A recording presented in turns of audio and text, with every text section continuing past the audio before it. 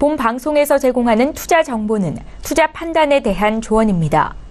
방송에서 제공하는 주식의 가치, 가격 상승 및 가격 하락에 대해서는 방송사에서 보장하지 않습니다. 시청자 여러분 안녕하십니까. 출발 증시와이드 2부로 돌아왔습니다. 최은정입니다. 최근 정부 정책에 대한 기대감에 위험자산 선호도가 강화되면서 중소형주의 수익률이 대형주를 앞지르는 장세가 펼쳐지고 있는데요. 어제장에서도 코스피는 소폭 하락하면서 2,550선의 턱걸이를 한 반면에 코스닥 지수는 오름세를 이어가면서 또 다시 종가 기준 사상 최고치를 냈습니다. 코스닥 지수는 709.94포인트로 거래를 마쳤는데요. 자, 오늘도 출중 2부 시간에는 이런 장에서 어떤 종목으로 수익을 낼 수 있을지 두 분의 전문가와 함께 추천주를 공개해드리는 시간 갖겠습니다. 장중 종목 상담도 받으실 수 있는데요. 건당 100원의 정보 이용료가 부과되는 샵 0082번으로 지금 문자 참여하시면 되겠습니다. 자, 지금 시각이 8시 50분을 막 넘어가고 있고요. 오늘도 시초가 공략주부터 듣겠습니다. IBK 투자증권의 박성환 차장 만나볼게요. 차장님 안녕하세요. 네, 안녕하십니까? 예, 오늘은 어떤 종목이 눈에 띄셨습니까? 네, 오늘은 신성 델타테크라는 종목입니다. 예. 최근에 이제 4분기가 원래 비수기 진입으로 볼 수 있습니다. 동사의 안정적인 캐시카우를 보유하고 있는 가전사업부가 4분기에 매출단이 사실은 비수기지만 최근 확인 결과 상당히 세탁기 부분이 캐파가 풀 가동되면서 가전사업부의 매력도가 상당히 4분기에도 이어지고 있는 것으로 파악되고 있습니다. 최근에 이제 IT 모바일 부분의 선정과 물류사업부의 호조세 등으로 3분기 실적도 괜찮을 것으로 보이고요. 4분기까지 이러한 실적 호조가 이어질 것으로 봅니다. 전체적으로 동사의 현 주가가 매력적인 밸류에이션을 가지고 있는데요. 지금 현재 전체적인 목표 주가가 대비해서는 PER이 한 8배 정도 수준의 거래가 되고 있습니다. 전체적으로 올해 가전사업부의 안정적 성장 그리고 모바일 부분의 수익성 개선 등의 호조세를 지속되고 있는 상황이고요. 신규 사업 진출 및 사업부 간 시너지 효과가 있습니다. 19개 사업부가 모두 흑자를 보이고 있다는 점은 결국은 이제 작년에 굉장히 어려웠던 구조조정을 끝내고 흑자 전환의 기조로 올라왔었다 이렇게 볼 수 있겠습니다. 전체적으로 기업 경쟁력이 강화되면서 중장기적인 성장 모멘텀 지속적으로 확대 나오고 있는데요. 유아용 자동차의 헤네스도 상당히 매출폭이 감소되면서 약 연간 50억 정도 수준이었지만 올해부터는 소형 전기차 중심의 새로운 본격적으로 출시가 진행되면서 국내의 시장 개척도 중장기 성장 동력으로 강화되고 있습니다. 또한 LG화학에 납품을 하고 있는 2차 전지 사업이 성공적으로 진출하면서 새로운 성장 동력을 확보한 것으로 보이는데요. 실질적으로 2020년까지 베트남 쪽에 폴란드 쪽이죠. 해외 쪽에 진출이 되면서 전반적으로 2차 전지 사업에 대한 기대감이 상당히 높아지고 있는 상황입니다. 이런 부분에서 추가적인 캐파 증설 때문에 수익률이 상당히 높은 ASP가 상당히 높은 2차 전지 사업의 전체적인 매출 증가가 동사의 어떤 이익률의 상향 조정으로 이루어질 수 있겠습니다. 전반적으로 2022년까지 1조 원 정도의 매출을 목표로 하고 있고 영업이익률 10%대까지 타겟을 갖고 있기 때문에 중장기 성장 부분에서 상당히 괜찮은 모습을 보일 수 있겠습니다. 따라서 이제 주력 사업부의 안정적인 실적 성장을 바탕으로 해서 신규로 진출한 신성장 동력의 성장성이 점진적으로 가시화되고 있다는 점에 주목하면서 중장기적인 관점에서 긍정적으로 접근할 타임이라 볼 수 있겠습니다. 단기 목표가는 5,000원, 손절가는 4,200원 제시할 수 있겠습니다. 예, 오늘 시초가 공략주는 신성 델타테크였고요. 구체적인 투자 의견 들어봤습니다. IBK 투자증권의 박성환 차장과 함께했습니다. 고맙습니다. 감사합니다. 예, 오늘 저희와 함께 주실 라이브 매매 타임을 함께하실 두 분의 전문가 화면으로 먼저 소개합니다. 초특급 종목 공개 라이브 매매 타임. 주식은 언제 사느냐보다 무엇을 사느냐가 중요하다. 주도주의 달인 김영철. 철저한 분석으로 유망주만 골라낸다. 성장주 매매의 신보증수표 김리나. 예, 오늘 함께해 주실 두 분의 전문가 나와 계시는데요. 인사부터 드리겠습니다. 위지 인베스트먼트의 김영철 팀장, 김리나 주임연구원 이렇게 두 분과 함께합니다. 안녕하세요. 네, 안녕하세요. 예, 반갑습니다. 금요일을 책임지시는 두 분의 전문가와 함께 오늘도 출중 2부 시간을 시작해보겠습니다. 자, 이번 주 시장은 세계 경기 회복세의 양호한 실적이 뒷받침되면서 비교적 선방하는 모습을 보였습니다. 트럼프 미 대통령의 아시아 순방 역시 지금까지는 큰 돌발 변수 없이 마무리가 되고 있다라는 생각이 드는데요. 오늘장 투자 전략을 한 말씀 먼저 여쭤볼게요. 김리나 연구원님. 네, 지금은 좀 투자 온기가 좀 전 산업 부분에 이제 고르게 스며들고 있습니다. 뭐 한동안 이제 고개를 좀 들지 못했던 뭐 기계주라던가 조선주 그리고 또 여타 이제 중소형주에도 좀 반등이 시작되고 있는데요. 이제 그래서 투자를 하기 좀 좋은 시점이기도 하지만 또 반면에 그래서 좀 투자를 하기가 어려운 시점이 아닌가 생각이 듭니다. 물론 투자를 부추기는 근거들은 지금 현재 많이 있습니다. 뭐 신한매가 돌고 있다라든지 또 바이오 제약주들이 좀 강세를 계속해서 지속해 나가고 있다라든지 그다음에 또 이제 정부가 이제 또 코스닥 종목들에게 좀 성장하는 육성 정책을 좀 펼치다든지 뭐 이런 이제 근거들이 많이 있는데요. 하지만 좀 실적 전망을 좀 입각을 해서 투자를 접근을 해보게 되면은 아무래도 대형주가 아직까지는 좀 체력이 이제 튼튼히 있다라고 판단이 되고 있습니다. 또 아무래도 정부가 이제 코스닥 기업들을 이제 육성 정책을 하게 되더라도 미래의 성장성이 좀 있는 그런 기업에 투자를 더 하게 되겠죠. 그래서 아무래도 이제 코스닥 종목으로 접근을 하시되 그래도 실적도 같이 살펴보시면서 좀 접근을 하시라고 조언해드리고 싶습니다. 네, 잘 알겠습니다. 글로벌 경기 지표 개선에 기업 실적까지 좋게 나오면서 글로벌 증시 또한 호황이고요. 연말 랠리를 기대하게 되는 대목인데요. 이번 주도 중요하겠지만 또 다음 주 대응 전략도 짜봐야 될 텐데 다음 주에는 어떤 이슈들이 있을지 함께 전략 부탁드릴게요. 네, 일단은 뭐 시장이 강세장인 것은 누구도 부인하기가 좀 어려운 그런 부분들인 것 같습니다. 네. 글로벌 증시 같은 경우가 뭐 사상 최고치를 연일 경신을 하고 있는 그런 상황이고 국내 증시 같은 경우에도 뭐 장중 흐름들이나 아니면 장 끝나고 흐름들 보면은 장중 조정을 받다가도 어쨌든 매수가 들어오면서 마감이 되는 그런 모습들을 좀 보여주고 있기 때문에 시장은 풀린 유동성에 의해 기업 실적까지 뭐 더해지면서 상당히 좀 강하다라는 부분들은 인정하고 넘어가야 될 것 같고요. 그럼에도 불구하고 이제 뭐 사실 개인 투자자분들이 투자가 어려운 부분들은 이 앞전에 이제 지수를 끌어올렸었던 주도 업종, 흔히 말해서 이제 IT, 반도체 이쪽 섹터로에 대한 베팅이 쉽게 들어가지 못한 그런 상황이었기 때문에 가는 종목들만 더 가는 상황이어서 쉽지 않았었던 그런 부분들인데 일단은 이런 종목들이 좀 쉬어가는데 뭐 순환매가 얼추 좀 나타나는 것 같습니다. 코스닥도 좀 강세 움직임을 좀 보여주고 있고 그래서 사실 이제 개인 투자자들이 여기서 이제 코스닥을 추가적으로 더 뭐 포커싱을 해야 되는지 아니면 순환매에 좀 참여를 해야 되는지라고 이제 고민을 할 텐데 개인적으로는 뭐 코스닥보다는 대형주 순환매 쪽으로에 대한 그 비중 조절이 조금 더 유리하지 않나. 아무리 이제 뭐 정부 정책에서 코스닥 쪽 육성에 대한 부분들을 이야기는 하고는 있으나 네.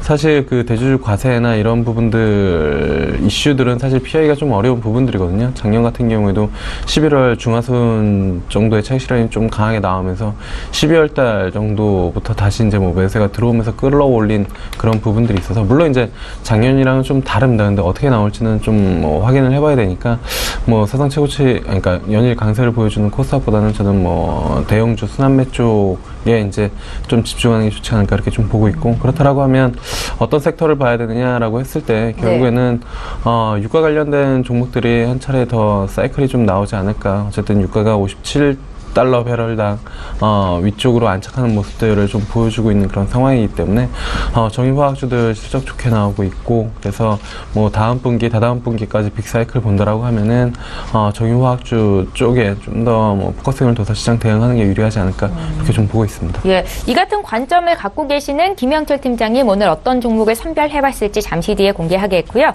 전일장 특징주 좀 보겠습니다. 어제장에서 CJ제일제당의 주가가 7.3%나 급등이 있었는데요. 분기 호실적을 기록했다는 평가가 있었고요. 두 분의 의견 듣겠습니다.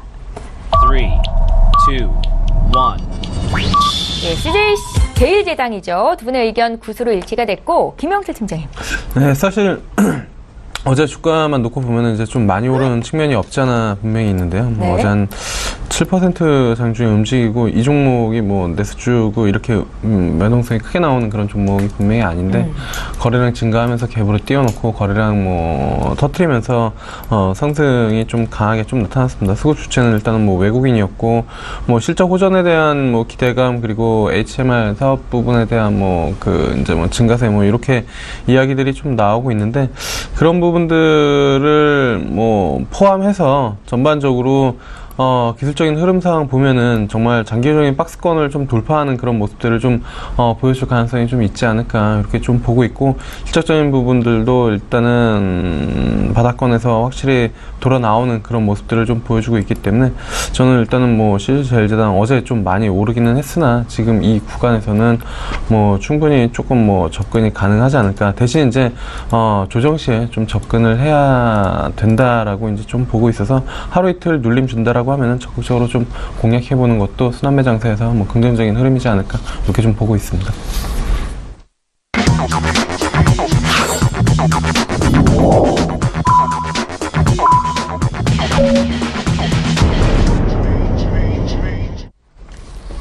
예. 11월 10일 금요일 국내장이 이제 막 개장이 됐습니다. 오늘 국내장 출발 분위기는 어떤지 잠시 뒤에 전해드리겠고요. 저희 출중 2부 시간에는 종목 상담 받으실 수 있습니다. 샵 0082번으로 지금 문자 참여하시면 되겠고요. 건당 100원의 정보 이용료가 부과됩니다. 앞서 미국 증시 3대 지수는 오늘은 쉬어가는 모습이 나타났습니다. 기술주가 약세였고요. 오늘 국내 증시는 어떻게 반영이 될지 지금부터 좀 보겠습니다. 코스피 시장으로 함께 가보시죠.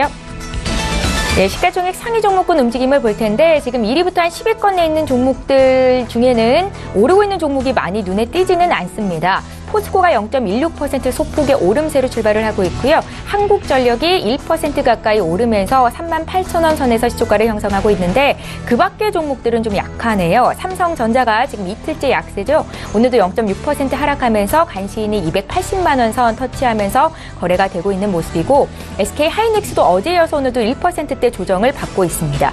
LG화학은 어제 1% 정도 올랐었는데 오늘 그 올랐던 거 모두 내주면서 주가는 40만 8천 원에서 출발을 하고 있고요. 네이버의 주가가 최근에 다시 좀 밀립니다. 어제도 3% 가까이 하락이었고 오늘도 1.5% 조정을 받으면서 출발하고 있습니다. 시가총액 상위 종목군들의 움직임이 이런데 지수도 약세 출발을 했을 것 같거든요. 지수 움직임 좀 보겠습니다. 예, 오늘은 양지수의 흐름이 좀 엇갈리면서 출발이 되고 있습니다. 한 주를 마감하는 금요일이고 좀 관망세가 짙을 수 있는 날이죠. 코스피는 0.5% 가까이 어제 종가 기준으로 빠지면서 출발을 하고 있습니다. 2,538선에서 거래를 시작하고 있는데 지금 현재로는 매수의 주체는 개인만 잡히고 있고요. 반면에 코스닥은 오늘도 상승 출발이 되고 있습니다. 710선을 지지하면서 0.02% 소폭 오른 강보합 출발입니다. 코스닥도 시가총액 상위 종목군 움직임 함께 살펴볼게요. 예, 코스닥 시가총액 1위부터 5위 종목의 움직임을 좀 보겠습니다. 어제장에서 바이오주가 굉장히 많이 빠졌었거든요. 셀트리온 오늘 추가적으로 1% 더 밀리면서 출발이 되고 있고요. 지금 티슈진의 주가가 시가총액 2위로 지금 잘못된 정보가 나가고 있네요. 죄송합니다. 1위부터 5위 종목의 움직임을 좀 볼게요. 제가 보겠습니다. 셀트리온의 주가는 0.6% 정도 오르면서 오늘 출발을 하고 있고요. 셀트리온 헬스케어는 0.17% 소폭 밀리면서 지금 종목별로는 좀 혼조세를 나타내고 있습니다. 신라젠의 주가가 2% 빠지면서 74,000원 선에서 거래를 시작하고 있고요.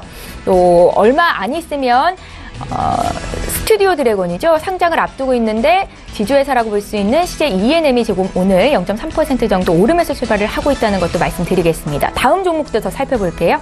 예, 앞서 보셨던 6위부터 10위권 내 종목을 지금 보고 계시고요. 로엔이 1%, 또 바이로메드도 1%대 강세 움직임을 나타내주고 있습니다. 예, 최근에 대형주가 좀 쉬고 중소형주 쪽으로 매기가 집중이 되고 있는데 오늘도 장 시작한 지 지금 3분 정도 지났거든요. 코스피에 비해서는 코스닥이 좀 강하다라는 느낌이 있었습니다. 지금과 같은 장에서 어떤 종목을 사야 되냐 앞서서 두 분의 의견을 들어봤는데 그러면 종목은 어떤 종목을 선별하셨을지 지금 공개해드릴게요. 김영철 팀장님. 네, 일단은 첫 번째 종목은 뭐 앞서도 간단히 코멘트를 좀 드렸지만 정유화학주 쪽에서 일단은 제일 지금 주가 수준이 좀 만만하다라고 해야 되나요? GS 정도를 좀 보면 좋지 않을까 그렇게 좀 보고 있습니다. 사실 SK이노베이션이랑 SO일 자체가 주가가 상당히 좀 강한 움직임을 좀 보여주고 있고 SK이노베이션 기준으로 신고가 흐름이 좀 나타나고 있는데 상대적으로 GS는 그 움직임을 좀 많이 따라가지 못하는 그런 부분들이 좀 있었거든요. 3분기 때 이제 화재 이슈로 인해서 실적이 좀 부진할 것이다라고 시장에서 좀 예상을 했는데, 아무래도 이제 재고, 원유 재고에 대한 부분들, 평가이익 부분들이랑 그다음에 정유사업 부분들이 워낙 좀 좋게 나오면서 일단 3분기 영업이익 같은 경우가 전년 대비 한 20% 가까이 이제 뭐 상승을 하는 그런 모습들을 좀 보여줘서 어제 이제 장 마감 후에 실적 발표가 나왔는데 그런 부분들 본다라고 하면은 좀 긍정적이다라고 이제 좀 볼 수가 있겠고요.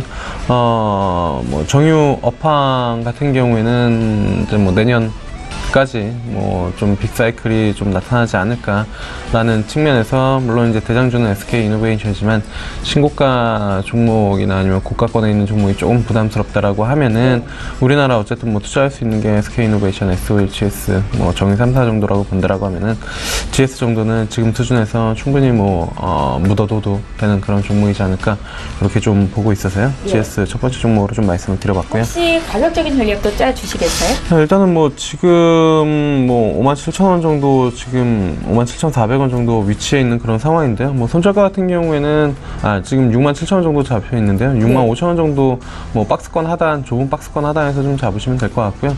목표가는 뭐 한 1차적으로 75,000원 정도까지 직전 고점 수준 앞쪽에 뭐 6월달, 8월달 찍었었던 그 수준까지 좀 본다라고 하면은 한 75,000원, 그리고 그 이상으로는 한 8만원대까지는 충분히 좀 가능하지 않을까, 그렇게 좀 보고 있어서 GS 뭐 접근이 가능하지 않을까 좀 보고 있고요. 다른 정유주보다 덜 올랐다라는 말씀이신 거죠? 네, 상대적으로 그 3분기 실적 화재 이슈로 인해서 좀 그 실적이 좀 부진할 수도 있다라는 우려감 때문에 수급을 좀 끌어오지 못했었던 그런 부분들인데, 어제 이제 뭐 실적 발표했던 걸로 봐서는 그런 거는 이제 다 반영됐다라고 봤을 때 좀 키맞추기가 충분히 좀 나타나지 않을까 이렇게 좀 보고 있어서 지금 수준 가능하다라고 보고 있고요.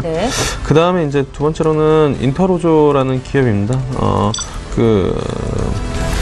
요즘에 렌즈 끼시는 분들이 상당히 좀 많고, 특히나 이제 학생 같은 경우에도 서클 렌즈나 아니면 컬러 렌즈라고 해가지고 그 색깔 있는 렌즈를 상당히 이제 좀 많이 이제 사용을 하는데, 그거에 이제 좀 특화되어 있는 그런 기업이다라고도 좀 볼 수가 있겠고요. 그 다음에 일회용 뷰티 렌즈, 말씀드린 것처럼 그게 이제 뷰티 렌즈 쪽에 이제 속해 있는 그런 부분들인데, 그게 이제 매출 증가가 좀 지속적으로 좀 나오고 있는 그런 상황입니다. 그리고 4분기부터는 그 일본 쪽 ODM에 대한 부분들도 이제 잡힐 것으로 좀 예상이 되고 있어서 매출 증가, 실적 성장에 대한 부분들도 좀 기대할 수 있지 않나. 최근에 이제 외국인들 좀 많이 매수세가 지속적으로 좀 들어오고 있어서 개인적으로는 뭐 직전 고점, 이게 이제 최고가가 한 49,500원 정도 하는 그런 부분들인데 45,000원대까지는 충분히 좀 상승이 가능하지 않을까 이렇게 좀 보고 있고요. 손절가는 뭐 지금 주가 수준에서 한 10% 정도 좀 조정을 받는 한 35,000원 정도 좀 잡으시면 좋지 않을까 이렇게 좀 보고 있습니다. 그리고 이제 다음으로는 LG화학 뭐 봐야 될 것 같은데요. 뭐 정유화학 쪽에 대한 관심을 개인적으로는 좀 지속적으로 좀 가져야 된다라고 이제 좀 보고 있고, LG화학도 뭐 지속적으로 좀 말씀드리고 있는 그런 종목 중에 하나인데, IT가 부담스럽다라고 하면 결국에는 다음 쪽 타자는 이쪽일 가능성이 좀 높은 그런 부분들이고, LG화학은 뭐 전자 소재도 같이 하고 있고 화학 부분 섹터도 같이 이제 뭐 엮여 있기 때문에 뭐 충분히 괜찮다. 3분기 실적도 컨센 상회했고요. 그 다음에 주요 사업 부분들이 좀 다 긍정적으로 좀 나왔기 때문에 그런 부분들을 좀 본다라고 하면은 지금 뭐 조정 심하다, 매수를 좀 들어가야 되는 그런 종목이다라고 이제 좀 보고 있고요. 그 다음에 이제 FNF라고 몇 번 말씀을 드렸는데, 뭐 주가가 그렇게 많이 움직이지는 않습니다. 옆으로 지금 뭐 지속적으로 한 4만원대에서 횡보를 하고 있는데, 그러다가 한번 움직이면 어제 장중에 한 7% 정도 움직였거든요. 물론 이제 앞에 좀 흔히 말해서 이제 차익 실현 물량 또는 물려 계신 분들이 있어서 7% 갔다가 이제 뭐 윗꼬리 달고 좀 내려왔는데, 지금 4만원대 언더에서는 어쨌든 매수를 해 놓으면 4만원 위쪽으로는 한 번씩 튀어줄 수 있는 그런 부분들이다. 그리고 4분기 실적, 3분기 실적, 4분기 실적 뭐 넘어가면서 추가적인 상승 레벨업이 한 번 더 나올 가능성이 있다. 8월 중하순 때 나왔었던 그런 차트 기술적인 흐름처럼 한 단계 더 레벨업하는 그런 가격이 좀 나올 수 있다라고 이제 좀 보고 있어서요. 뭐 목표가는 45,000원 정도 좀 잡으면 좋지 않을까 이렇게 좀 보고 있고. 그다음에 이게 손절가가 좀 미스가 난 것 같은데 일단 36,000원 정도 이제 좀 보시면 좋을 것 같습니다. 손절가 같은 경우는 매수는 지금도 가능하고요. 네, 지금 항상 매수가는 현재가로 매수를 해도 무관한 그런 종목으로 대부분 이제 좀 뽑고 있어서요. 네. 지금 현재 가격으로 좀 보시면 좋을 것 같고요. 네. 그다음에 이제 현대미포조선도 몇 번 말씀을 드렸는데 오늘 장에 좀 조정이 나오는 거 보니까 이 구간에서 매수하시면 좀 좋을 것 같습니다. 처음에 말씀을 드렸을 때 한 10만 원 언더에서 말씀을 드렸었던 그런 종목인데 네. 지금 그때 위쪽으로 어제까지 이제 좀 강하게 움직였다가 좀 조정이 나오고 있는 그런 상황이거든요. 3분기 영업이익 좋게 나오면서 이제 주가가 좀 올라왔었던 그런 부분들이고 지금 차익 실현이 좀 나오고 있는데 주가는 바닥을 어느 정도 확인했다라고 이제 좀 보고 있고 점진적으로 좀 추가적인 상승이 충분히 가능하다라고 이제 좀 보고 있고 그러한 수급이 외국인 쪽에서 집중적으로 좀 들어오고 있기 때문에 지금 주가 수준에서는 충분히 접근이 가능하다 이렇게 좀 보고 있습니다. 예. 내년까지는 정유화학 쪽에 관심을 가져야 한다. 김영철 팀장께서 이렇게 조언을 하셨는데요. 포트에도 담겨 있었습니다. GS도 있고 LG화학도 담으셨죠. 현대미포조선은 지금 또 매수 타이밍이라고 하시니까 멘토로 삼고 대응하시는 분들 참고하시면 좋을 것 같습니다. 자, 성장주를 매매하시는 김리나 연구원님은 어떤 종목을 담으셨을까요? 지금 10위부터 볼게요. 네, 우선 첫 번째로 말씀드릴 종목은요, 대한유화입니다. 이제 울산에 있는 공장에서 납부다 분해부터 시작해서 합성 수지를 이제 생산에 이르는 데까지 수지 계열화된 생산 시설을 보유하고 있다는 게 강점이고요. 이제 플라스틱이죠. 합성 수지를 57% 정도 공급하고 있는 그런 기업입니다. 대한유화를 제가 말씀드리는 이제 첫 번째 투자 포인트는요, 4분기에 영업 이익이 좀 개선할 전망이기 때문입니다. 지금 증설효과가 좀 극대화될 것 같은데요. 6월 말부터 신규 가동한 이제 NCC 설비 가동률이 좀 8월 말 기준으로 이제 측정을 해봤을 때 한 95%까지 도달을 했습니다. 그래서 지금 공급 물량이 전체적으로 증가하고 있다라고 보시면 되겠고, 또 덕분에 에틸렌 증설 물량도 기존에 이제 에틸렌 같은 경우에는 48만 톤이었는데 지금 현재 80만 톤으로 생산량이 증가하고 있다라는 부분을 좀 투자 포인트로 짚어봤습니다. 두 번째로는 지금 해외 시장이 좀 우호적으로 작용하고 있다라는 부분을 말씀드리고 싶습니다. 지금 중국에서 폐플라스틱 규제를 좀 하게 되면서 이제 버진 플라스틱이라는 게 좀 수요가 좀 증가를 하고 있는데요. 이 부분이 좀 대한유화의 좀 수요를 이끌게 되면은 내년 1, 2분기에도 좀 물량이 증가할 수 있겠다 이렇게 판단이 되고 있고요. 그다음에 이제 경쟁 업체들인 해외 경쟁 업체들인 사우디나 쿠웨이트, 중국 업체 등이 지금 현재 공장이 모두 정기 보수에 들어가게 됐습니다. 덕분에 이제 대한유화 쪽에는 좀 수급이 타이트하게 이어지기 때문에 아무래도 매출량을 좀 증가할 수 있는 그런 포인트로 작용을 하게 됩니다. 그래서 대한유화를 첫 번째 숫자 이제 종목으로 좀 말씀을 드렸고요. 네, 다음으로 말씀드릴 종목은 이제 제일기획입니다. 제일기획은 이제 광고업을 하고 있는 그런 기업인데, 제가 예전에 이제 광고학을 잠깐 공부를 했을 때 이제 친구들이 가장 가고 싶어하는 이제 기업이 제일기획으로 뽑기도 했었거든요. 근데 이제 삼성그룹 계열사고요. TV나 라디오, 그다음에 뉴미디어 광고물을 모두 기획하고 또 제작하고 있는 그런 기업이고요. 최근에 주가가 이렇게 레벨업을 한 건 평창 이슈 때문인가요? 그런 이슈도 있겠지만 또 전체적으로 실적 부분에서도 어느 정도 좋게 나오고 있고 미래 전망도 좀 좋게 나오고 있기 때문에 지금 계속 말씀을 드리도록 하겠습니다. 그래서 광고주 고객사가 아무래도 전자나 금융, 식품 또 화장품 이쪽에 고루고루 좀 고객사를 보유하고 있다는 것도 어느 정도 이 기업의 강점이 아닐까 싶은데요.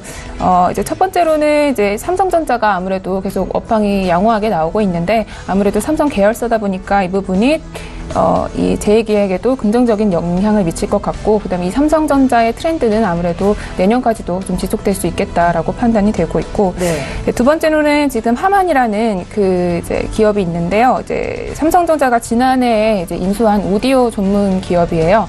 이 부분을 지금 이제 광고 쪽을 하만의 광고를 이제 제일기획에 좀 맡게 되면서 이 매출이 좀 증가하고 2018년도에 좀 본격적으로 가시화될 것으로 판단이 되고 있습니다. 세 번째로는 아무래도 삼성전자가 이제 올림픽 공식 스폰서 역할을 하고 있잖아요. 근데 평창 아까 말씀드린 평창 올림픽 관련해서 이제 광고 제작 물량이 좀 들어오게 되면서 4분기에도 좀 매출 총이익이 성장할 걸로 판단이 되고 있고요. 마지막으로는 해외 쪽 광고 대행을 하고 있는 부분도 좀 호실적을 이루고 있다라는 판단입니다.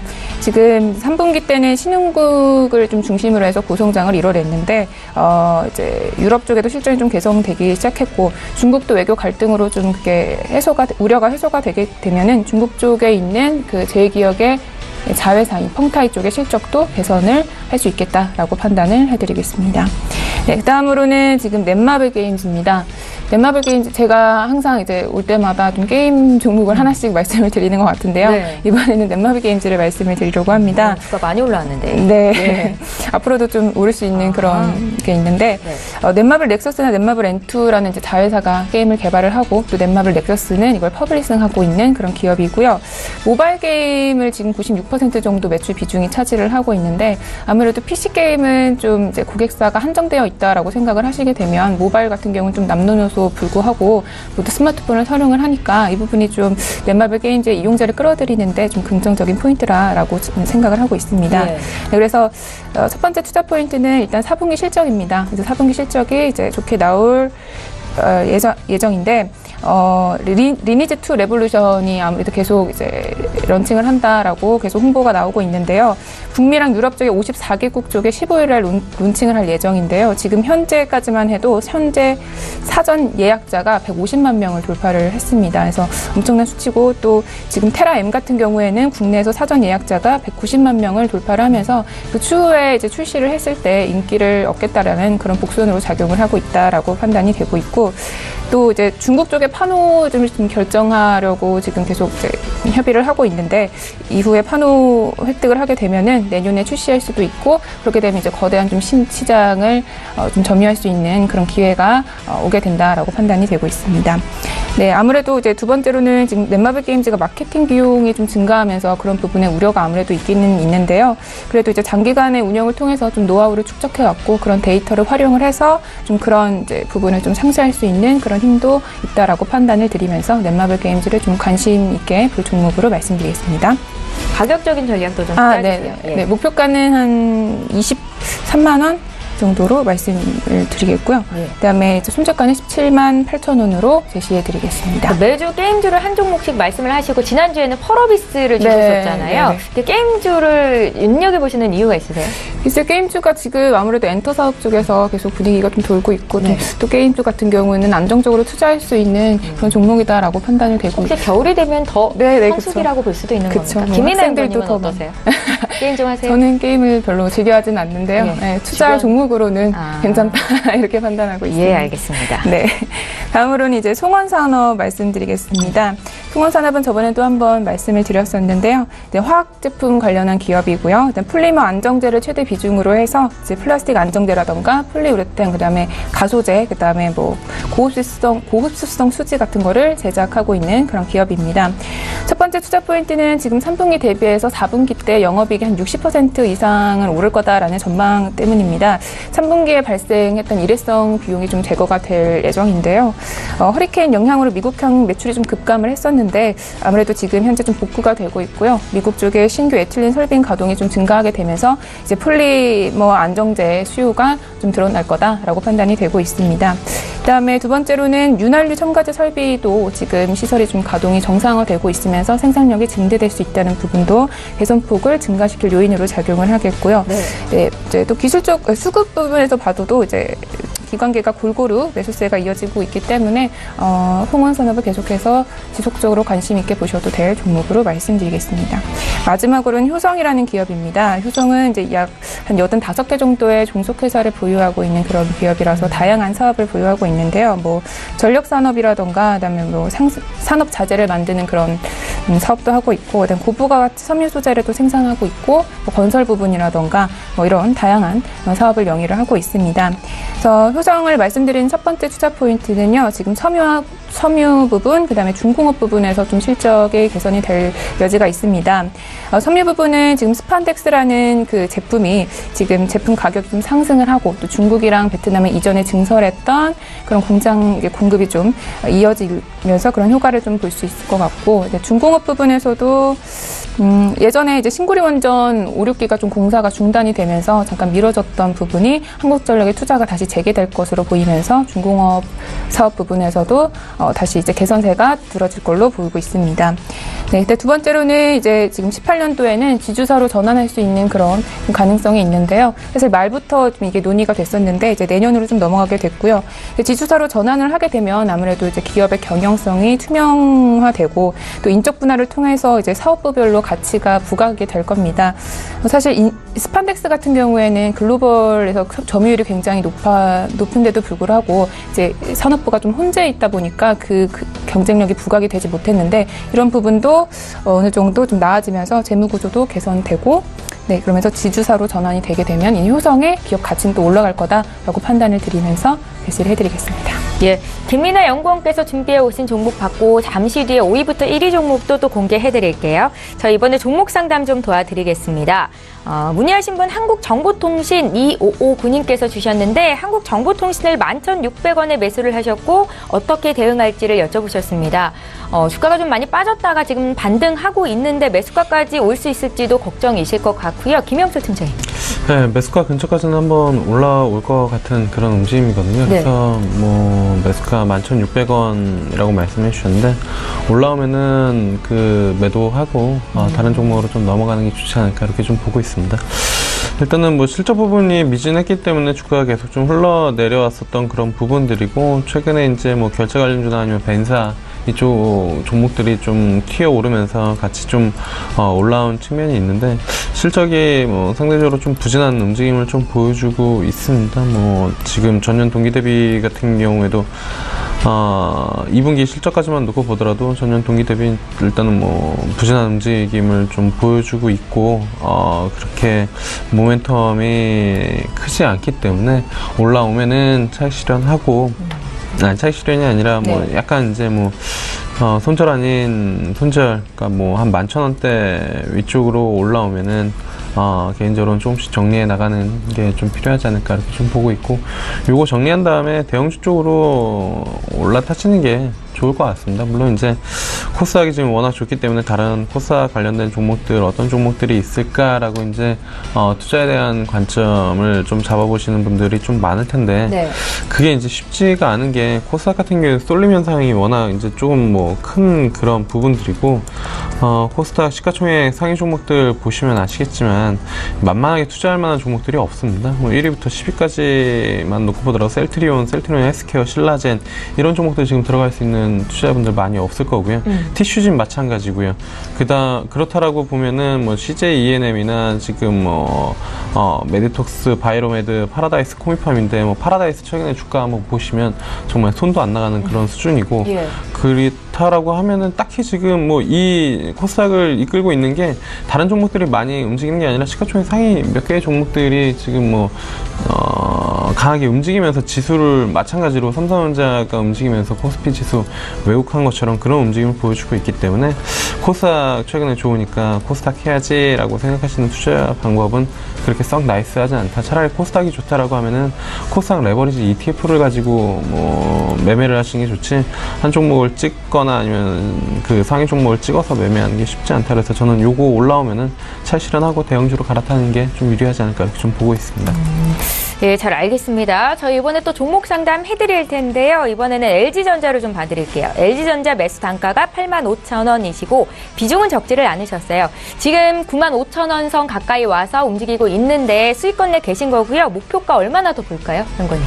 네, 지금 LG전자 같은 경우에는 좀 우상향하는 추세를 계속 그리고 있는 좋은 종목이다라고 판단이 되는데요. 한 목표가는 11만 5천 원까지도 올라가지 않을까라고 예상을 하고 있습니다. 지금 4분기에도 패널 가격이 좀 하락을 하면서 TV 가전 부분에서 아무래도 호조를 입을 걸로 예상이 되고요.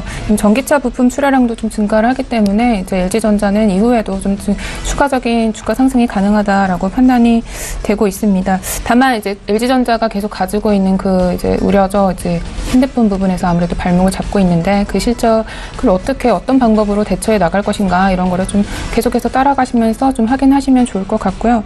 어제 좀 재미있는 제가 뉴스를 발견을 했는데 그 LG전자가 신한금융그룹이랑 같이 LG페이 서비스를 만든다라고 했습니다. 근데 페이라는 게 땡땡페이라고 해서 뭐 결제 서비스가 아니고요. 네. 그 LG전자의 AI 가전기기랑 그다음에 신한금융그룹의 그 빅데이터 기술을 같이 결합을 해가지고 새로운 플랫폼을 만들어낸다라는 겁니다. 예. 근데 아무래도 지금 스마트 냉장고를 좀 처음으로 해가지고 이제 채택을 할 예정인데요.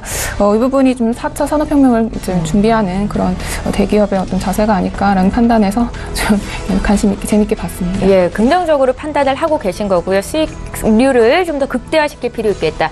김리나 연구원께서는 LG전자 11만 원까지 목표가 주셨습니다. 참고하시면 좋겠고요. 저희 이번에 장중에 저가 매수 신호 왔거든요. 저가 매매의 달인 만나봅니다. 오늘은 동부증권의 김현겸 주식팀장님 불러볼게요. 안녕하세요.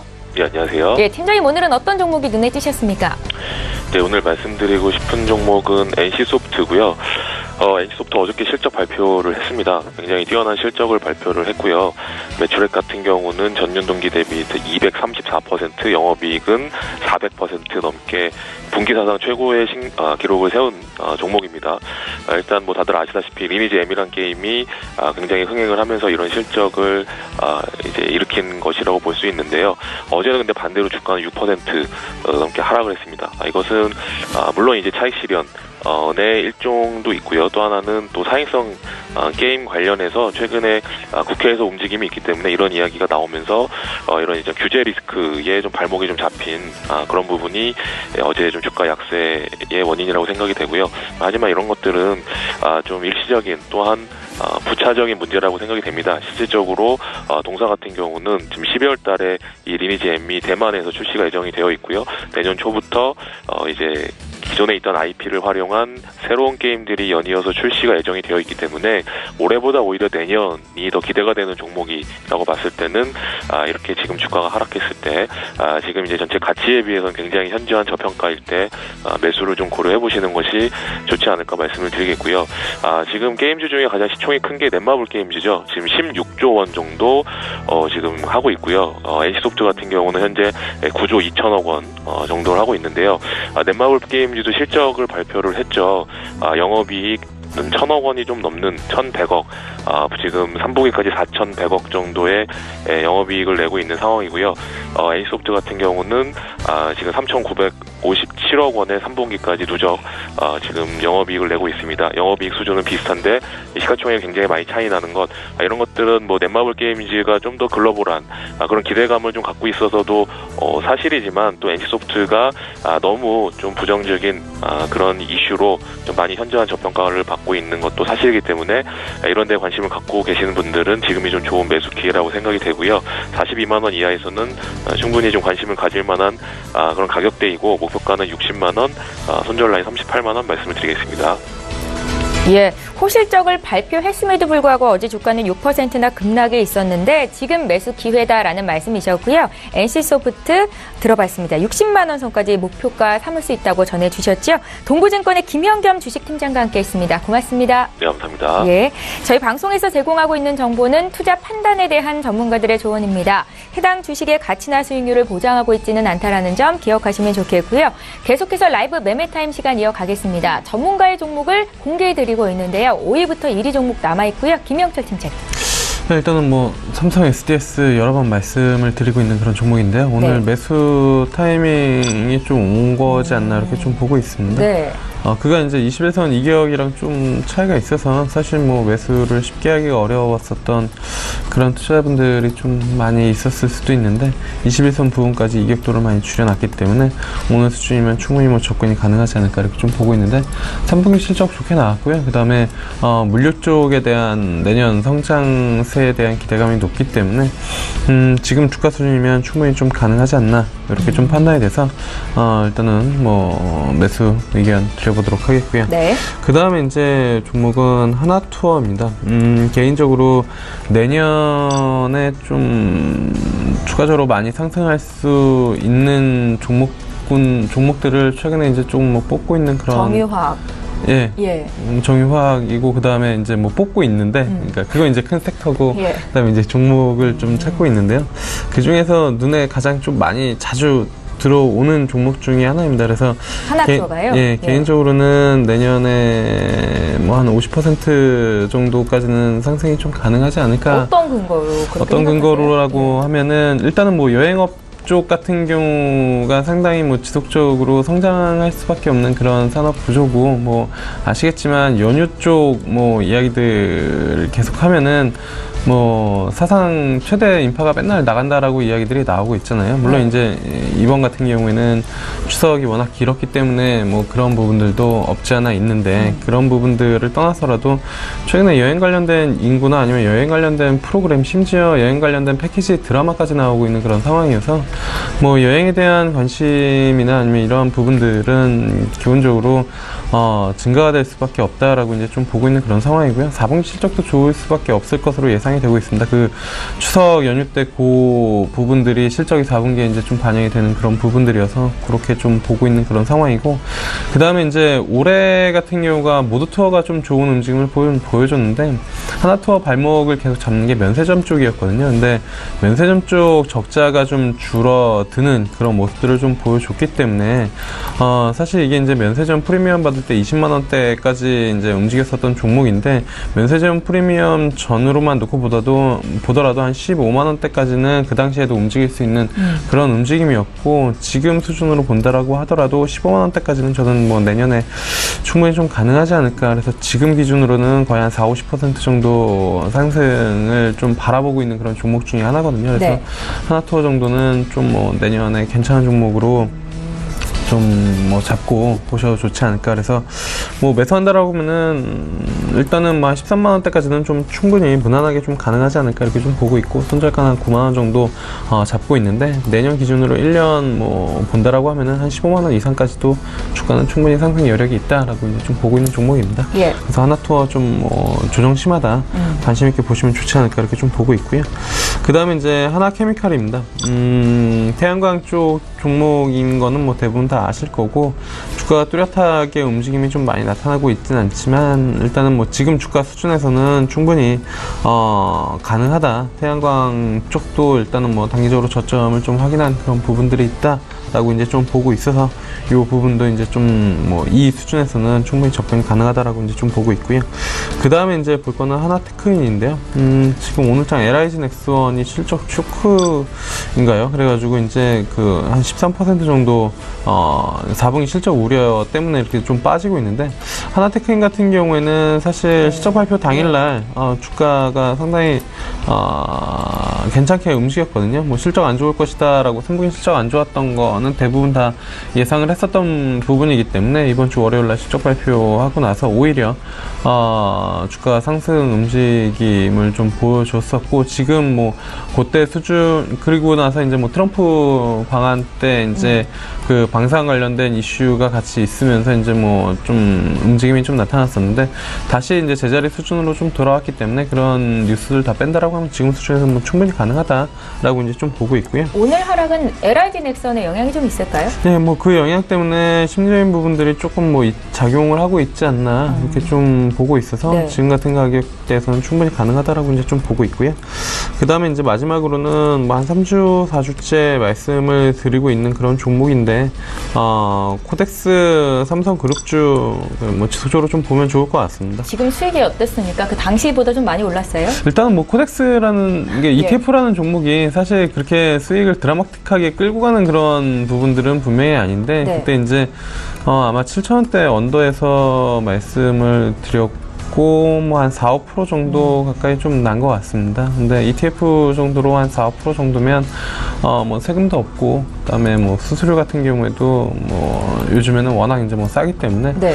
뭐 4-5% 거의, 그러니까 뭐 다른 비용 없이 가져갈 수 있는 그런 기준이라고 하면은 뭐 괜찮은 투자 방법 중에 하나라고 이제 좀 보고 있는 그런 상황이거든요. 그래서 지금 수준에서는 충분히 뭐 접근이 뭐 가능하다. 우리나라 뭐 삼성공화국이다라고 이제 뭐 이야기하시는 분들이 많은데, 어쨌든 뭐 주식 투자자 입장에서는 그룹사 전체가 좋다라고 하면 그 중에서 한 종목들을 자꾸 이제 뭐 피킹하는 그런 부분들보다 ETF 전략을 취하는 것도 괜찮은 방법이다라고 이제 좀 보고 있고, 그 다음에 지금 시장은 어쨌든 누가 뭐라고 그래도 우상향하는 그런 시장이기 때문에 그 중에 대형주 그리고 뭐 그 그룹사 좀을 모아놓은 요 삼성 코덱스 ETF 같은 경우에는 충분히 뭐 매력적인 상품이다라고 이제 좀 보고 있습니다. 예, 김영철 팀장님의 남은 종목을 다 봤습니다. 하나투어 같은 경우에는 지금부터 한 50% 내년까지 봤을 때 더 오를 가능성이 있다라는 말씀을 하셨는데, 저희 연말에 내년에 급등할 종목 한번 해봐야겠어요. 그렇죠? 네, 한번 괜찮을 것 같습니다. 예, 김영철 팀장과 함께했고요. 김리나 연구원님의 종목도 마저 공개할게요. 5위부터 보겠습니다. 네, 5위로 말씀드릴 종목은 이제 현대로템이라는 기업입니다. 네. 철도 사업 부분은 50% 정도 이제 보유를 하고 있고, 그다음에 뭐 이외 발전 설비나 오염 방지 시설 같은 그런 제조 판매하는 플랜트 사업도 같이 하고 있습니다. 철도 부분이라고 하면은 사실 국내에서 유일하게 종합 철도 차량을 제작을 하고 있고요. 뭐 저희 지방 내려갔을 때 KTX 타잖아요. 그 KTX를 차량을 이제 만들고 또 관련된 이제 시스템을 좀 보수하고 정비하는 그런 기업이다라고 생각하시면 좀 친근하게 다가오실 것 같습니다. 현대로템을 말씀드리는 이제 첫 번째 이유는 이제 올해가 이제 2달밖에 안 남았는데 남은 2달 동안에도 좀 수주가 이어질 것 같습니다. 서울 지하철 쪽에 5호선이랑 9호선 쪽에 좀 신규 수주가 들어올 예정이고 해외 철도 차량이라던가 차륜형 장갑차도 양산을 새롭게 하게 되면서 이 부분이 지금 최대 한 1조 5천억 원 정도 내외 좀 규모거든요. 그래서 이런 부분은 좀 수주 모멘텀으로 작용할 예정이고요. 두 번째로는 이제 이전에 방위사업청과 같이 K2라는 차량을 좀 이제 만들기로 했었는데 그 설비 생산 중에 좀 문제가 생겼는데 이제 변속기 문제로 생산 차질이 생겼습니다. 근데 이게 이 부분을 해결을 한 것이 이제 엔진은 국산을 쓰되 이제 변속기는 독일산을 같이 채택을 하자라고 하면서 다시 양산을 좀 재개를 하게 됐고요. 이 부분은 내년 말부터 시작해서 이제 2019년도에 발주가 가능할 걸로 보이고 있습니다. 마지막으로는 지금 현대로템이 아까도 이제 철도 사업이랑 이제 플랜트 사업을 한다고 말씀드렸는데 플랜트 사업에서 조금 수익이 다소 떨어지고 있습니다. 그래서 이 부분을 철도 사업에서 조금 끌어들였어야 됐는데요. 다행히도 얼마 전에 이제 인도 쪽이랑 이제 무인 전동차 수주를 계약을 맺었습니다. 그래서 경쟁사들 이제 프랑스랑 캐나다 등등 좀 굉장히 힘이 막강한 경쟁사들이 있었는데 그 경쟁사들을 제치고 한 1,700억 원 정도 규모의 해외 수주를 따내면서 이제 현대로템의 주가도 이제 같이 올라갈 수 있다라고 보고 있고요. 좀 목표가 같은 경우에는 25,000원, 그다음에 손절가는 18,500원으로 제시를 해드리고 싶습니다. 네. 다음으로는 이제 바텍이라는 종목입니다. 코스닥에 있는 종목인데요. 덴탈 이미지 관련해서 이제 사업을 하고 있는데 뭐 디지털 엑스레이 시스템이라든가 뭐 솔루션 같은 거를 개발을 하고 있습니다. 이제 바텍은 덴탈 이미지 사업 부분에 해외 시장에서도 충분히 열려 있고요. 그다음에 국내에서도 2016년 기준으로 해서 시장 점유율이 78%나 되거든요. 엄청난 독점을 차지하고 있다라고 판단하시면 되겠고, 이제 바텍을 말씀드린 첫 번째 투자 포인트는 이제 4분기 실적이 3분기에 이어서 좀 더 지속될 전망입니다. 덴탈 지금 이미징 사업부에서 해외 매출이 굉장히 크게 나왔는데요. 4분기에도 신흥국 중심으로 해서 신규 시장을 좀 확대해 나갈 예정이고요. 브라질이라던가 그다음에 호주 쪽에 신규 진출을 앞두고 있고, 그다음에 인도 쪽에서도 좀 꾸준히 매출이 발생하고 있는 것도 이제 기업의 좀 강점입니다. 두 번째로는 이제 아무래도 좀 큰 시장에 이제 나아가야 그 기업이 또 수요도 많아지고 또 거기에 경쟁력을 좀 입증할 수 있는 그런 기회가 될 텐데요. 굉장히 관련된 이제 치과 장비 관련된 시장은 이제 북미 쪽이 40% 넘게 차지를 하고 있는데 이쪽에도 이제 바텍이 진출을 했고 또 여전히 또 이제 그 매출도 꾸준히 잘 나오고 있습니다. 그래서 이제 3D 스마트 제품이라던가 그린 제품에서 판매가 지속적으로 늘어나고 있다는 점도 이제 바텍의 긍정적인 부분이고, 마지막으로 또 기술적 분선으로 보시면 이제 또 3월 중순에 최저점을 찍은 이후로 거래량이 조금씩 올라오고 있다는 점도 이제 바텍을 좀 관심 있게 보셔도 괜찮을 종목으로 말씀드리는 근거고요. 그다음에 이제 목표가는 43,000원이고, 네, 손절가는 3만 원 정도로 제시를 해드리고 싶습니다. 네, 3위는 이제 나스미디어입니다. 나스미디어 같은 경우는 저번에도 한번 말씀드렸고 목표가는 6만 원 정도로 제시를 해드렸었는데 돌파가 됐군요. 네, 예. 이제 6만 원을 넘어섰고요. 한 7만 원까지도 그러면 한번 이제 목표가를 좀 수정해서 볼 수 있겠습니다. 그래서 아무래도 저번에도 말씀드렸다시피 이제 국내 1위 유미디어 랩사인데요. 뭐 매체랑 이제 광고주들을 연결해주는 그런 기업이다라고 보시면 되겠고, 일단 나스미디어를 또 다시 말씀드리는 이제 포인트는 지금 업계에서 최초로 또 검색 광고랑 디스플레이 광고를 통합하는 광고 솔루션을 출시할 예정입니다. 이렇게 되면 광고주들이 굉장히 매력을 많이 느끼면서 나스미디어의 또 수주가 이어지겠죠. 덕분에 이제 신규 광고주가 확보하는 데 긍정적인 요인이 될 것 같고요. 두 번째로는 지금 유튜브랑 SMR 쪽에서 물량이 좀 증가하고 있습니다. 지금 광고 시장을 좀 보시면 온라인 영상 광고들이 더 많아지고 있어요. 그래서 지금 유튜브에서도 이제 뭐 유튜브 이제 재생을 하게 되시면 첫 번째 처음 시작하기 전에도 뭐 영상 광고 한번 보시고 또 긴 좀 그런 영상 같은 경우는 중간에도 한번 또 있고 이렇잖아요. 그래서 그런 쪽에서 이제 광고 물량이 온라인 쪽에 좀 많이 들어오고 있는데 지금 현재 대형 광고주들도 뉴미디어 광고 쪽에 좀 진출을 하게 되면서 아무래도 나스미디어가 그거에 따른 수혜를 입을 거라고 판단이 되고 있습니다. 다음으로는 이제 2위 종목은 이제 삼성중공업인데요. 요즘에 좀 이제 투자할 수 있는 종목으로 많이 말씀이 되고 있는 것 같은데요. 최근에 지금 첫 번째 투자 포인트는 최근에 지금 MSC로부터 초대형 이제 컨테이너선의 이제 수주를 받았습니다.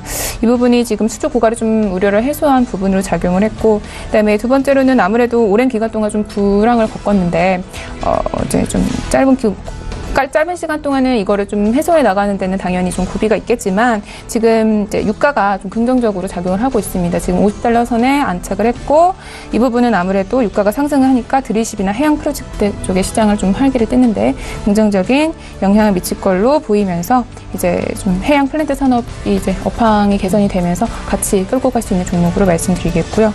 마지막으로는 고영이라는 기업을 말씀을 드리겠습니다. 전자제품이란 반도체 생산용 같이 검사를 하는 3D 정밀 측정 검사 장비를 만드는 그런 기업인데요.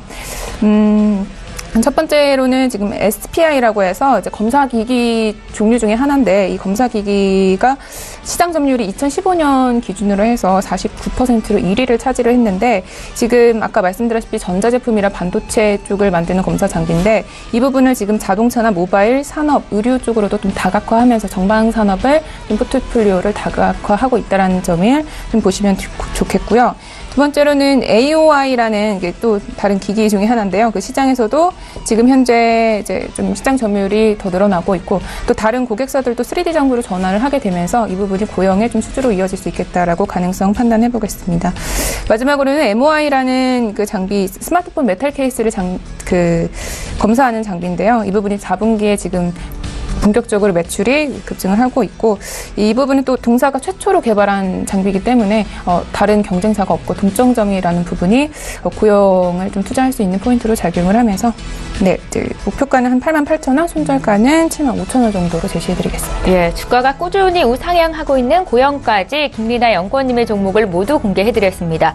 두 분의 전문가와 함께 라이브 매매타임 진행해봤는데요. 다시 한번 종목 정리 도와드릴게요.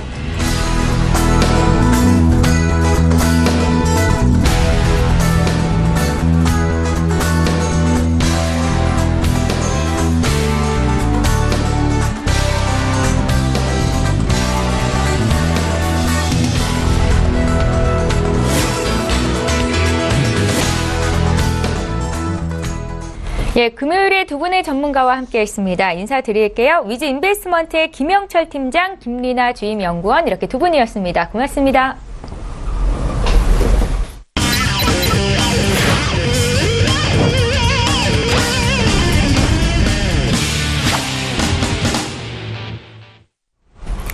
예, 2부의 마지막 시간인데요. 외환영웅의 투자 필살기 시간입니다. S히어로 인베스트먼트의 신동환 대표 오늘 화상으로 만나보겠습니다. 대표님 안녕하세요. 예, 안녕하십니까. 예, 반갑습니다. 잠시 뒤에 구체적으로 또 선물 시장 대응 어떻게 하면 좋을지 여쭤볼 거고요. 먼저 외환영웅의 포트폴리오부터 보여드리겠습니다. 예, 매일매일 이 시간을 통해서 외환영웅이 종목을 어떻게 관리하고 계시는지 알 수 있으실 겁니다. LG 최근의 흐름 굉장히 좋죠. 10월 20일에 추가 매수가 됐었고 현재 6% 이상 수익을 기록 중에 있고요. 또 9월 20일에 주셨던 대웅제약은 오늘 장중에 1.5% 정도 더 오릅니다. 2차 목표가 달성 이후로 지금 20% 가까이 수익을 더 내고 있습니다. 예, 9월 25일에 주셨던 한온시스템부터 한미반도체, AJ렌터카, 롯데하이마트, NH투자증권까지 모두 포트에 담겨 있습니다. 10월 11일에 주셨던 AJ렌터카는 지수가 계속해서 우상향 중이고요. 1차 목표가 달성 이후로 13% 이상의 수익이 나고 있습니다. 다음 종목 더 볼게요. 환인제약이 오늘 장중에 3% 급등을 하더라고요. 여전히 보유 관점이시고 또 동아약품도 오늘 급등합니다. 외환영웅의 종목 오늘 장중의 흐름이 굉장히 좋은데요. 동아약품도 추가적으로 2% 더 오르면서 수익은 8% 이상 나게 됐고요. 두산인프라코어도 오늘 장중에 2% 오르는 모습 확인하실 수 있을 겁니다. 다음 종목 더 살펴볼게요. 가장 최근에 주셨던 종목들의 수익률 현황을 함께 보고 계신데요. 일단 종목의 변화 없으시죠? 삼성생명, LG화학, 대림산업, 또 어제 주셨던 원익 Q&C까지 모두 편입이 돼 있습니다. 다음으로 외환영웅의 베스트 필살주를 보겠습니다. 추천 이후로 계속해서 제시했던 목표가를 돌파하면서 지속적으로 보유가 되고 있는 종목입니다. 매일매일 보여드리고 있는데요. 혹시라도 함께 사셨던 분들 어떻게 대응하시는지 보여드리기 위해서 저희가 자료를 준비하고 있고요. 54%의 수익을 내고 있는 코스모 신소재, 또 30% 이상 수익을 내고 있는 일진 디스플레이, 카카오까지 모두 담겨 있습니다. 외환영웅 신동환 대표와 함께하는 시간이죠. 대표님, 오늘은 어떤 종목 다시 볼까요? 10월 11일 날 추천드렸던 AJ 렌터카에 대해서 얘기를 해드리겠습니다. 우리 시청자분들께서 제가 제 방송을 듣는 분들은 똑같을 겁니다. 주식이든 선물이든 해외 선물, 매매 시장에 있어서는 단순하게 해주셔야 됩니다. 자, AJ 렌터카는 몇 번 리뷰를 해드렸습니다. 그 영상을 보시면 되고요.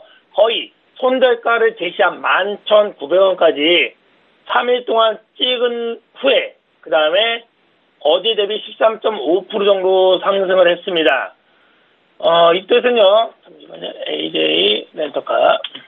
오늘은 약 보합이네요. 150 정도, 150원 빠졌는데 이 얘기를 몇 번 해드리는 이유는 손절가를 제시한 가격 대비 3분봉이나 5분봉에서 6틱이 빠진 후에 100% 청산하라고 했습니다.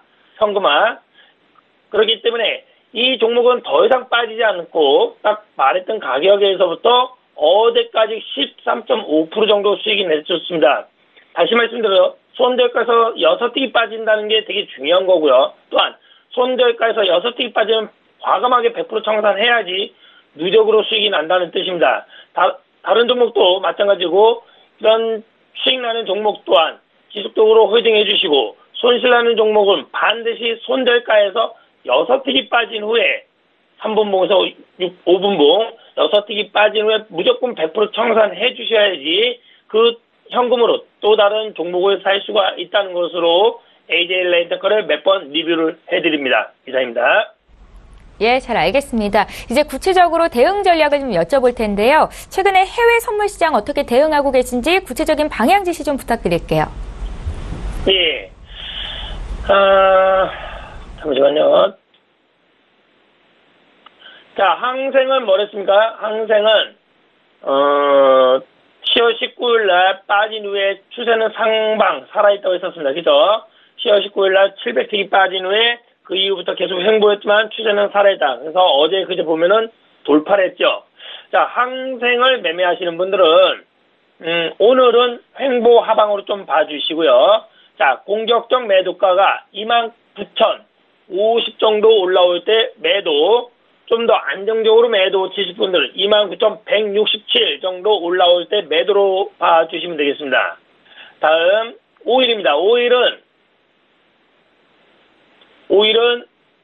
10월 20일 날 거의 때부터 추세는 살아있지 않습니다. 거의 800이 올라갔죠.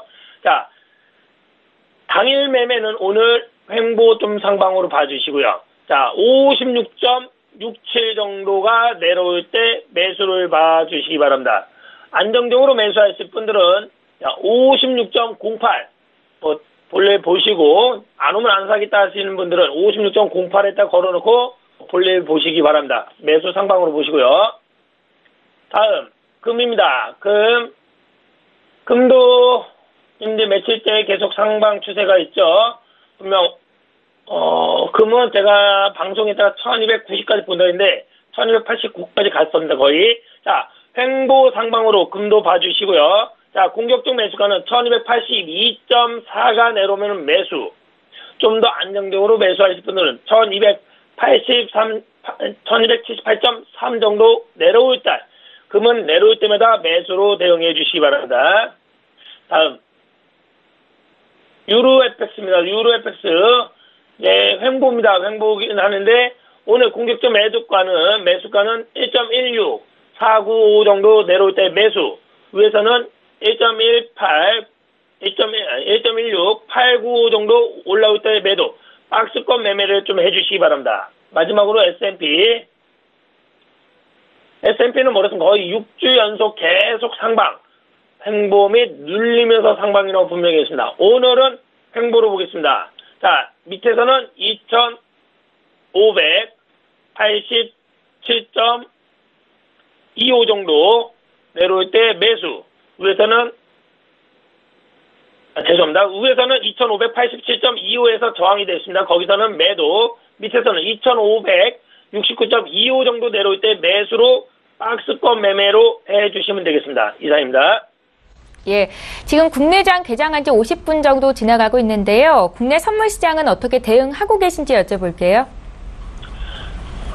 예, 국내 선물 보다시피 제가 이제 말했던 가격, 코스피로는 2,507.94 정도가 깨지지 않는 한 횡보 및 눌림이라고 있습니다. 아직까지 한 30포인트나 남았죠. 횡보에서는 코스피. 자, 선물로는 334.25가 깨지지 않는 상방이었습니다. 오늘 지금 보면은 저가가 335.20, 1포인트가 아직 남았네요. 그만큼 이제 오늘이 중요하겠죠. 오늘이 금요일인가요? 오늘 정도 보았을 때 다음 주 정도 이제 추세가 이제 꺾일 것인지 아니면 아직까지 이제 횡보 및 눌려서 갈 건지를 봐주셔야 됩니다. 코스피로는 2,507.94 정도가 깨지는지 봐주시고요. 선물로는 334.25라고 분명히 있습니다. 그 사이 지금 며칠 동안 계속 눌리고 하방이죠. 이제 오늘이 되게 중요한 자리고 다음 주 초까지 이제 334.25가 깨지지 않는 한 이제 반등이 될 거고 만약에 깨지면 이제 좀 더 단기적으로 하락을 하면서 추세가 이제 꺾일 건지가 되게 중요한 시기라고 봅니다. 아무튼 수익 나는 종목들은 지속 회전해 주시고요. 손실 나는 종목들은 과감하게 청산하는 전략 반드시 필요하겠습니다. 이상입니다. 예, 한 주 동안 고생하셨고요. 지금까지 S히어로 인베스트먼트의 신동환 대표와 함께했습니다. 고맙습니다. 네, 감사합니다. 예, 출발 증시와이드 2부 시간 여기서 마치겠습니다. 저희가 준비한 소식은 여기까지인데요. 코스피가 이틀 연속 내려오면서 2,530선까지 밀려 있고요. 반면에 이번 주 후반 들어서 특히나 더 중소형주가 강하죠. 코스닥은 지금 713포인트로 연중 고점을 다시 한번 높이고 있습니다. 시장 흐름 끝까지 잘 보시고요. 저희는 다음 주 이 시간에 또 오겠습니다. 고맙습니다.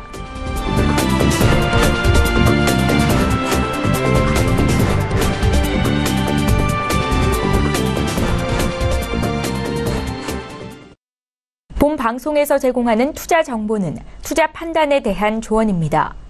방송에서 제공하는 주식의 가치, 가격 상승 및 가격 하락에 대해서는 방송사에서 보장하지 않습니다.